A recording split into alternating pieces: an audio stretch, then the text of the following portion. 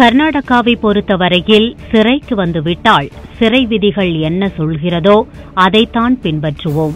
சிறப்பான சலுகைகள் எதையும் வழங்க மாட்டோம். ஆனால் அதிமுக நியமன பொதுச் செயலாளர் சசிகலாவுக்கு மட்டும் சிறப்பு சலுகைகள் வழங்கப்படுவதாக சொல்லப்படுவது தவறு என பெங்களூரு சிறைத்துறை ஐஜி வீரபத்ரசாமி தெரிவித்தார்.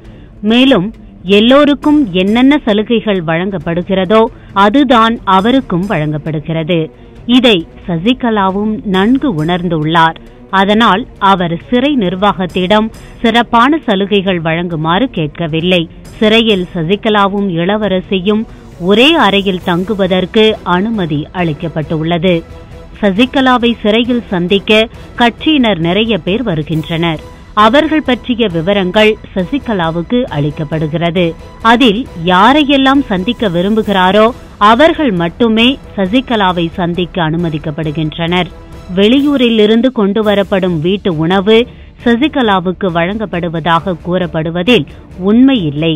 மற்ற கைதிகளுக்கு வழங்கப்படும் உணவே அவருக்கும் வழங்கப்படுகிறது. அதைத்தான் சசிகலாவும் சாப்பிடுகிறார். எங்களை பொறுத்தவரையில் எல்லா கைதிகளைப் போலத்தான் சசிகலாவும். அவர் அதிமுகவின் பொதுச் செயலாளர் என்பதெல்லாம் அவரது கட்சியினருக்கு மட்டும்தான். சிறை மாற்றம் தொடர்பாக இதுவரை எங்களுக்கு எந்த தகவலும் இல்லை. சிறையில் சசிகலாவுக்கு முழுமையான பாதுகாப்பு உள்ளது என்றார்.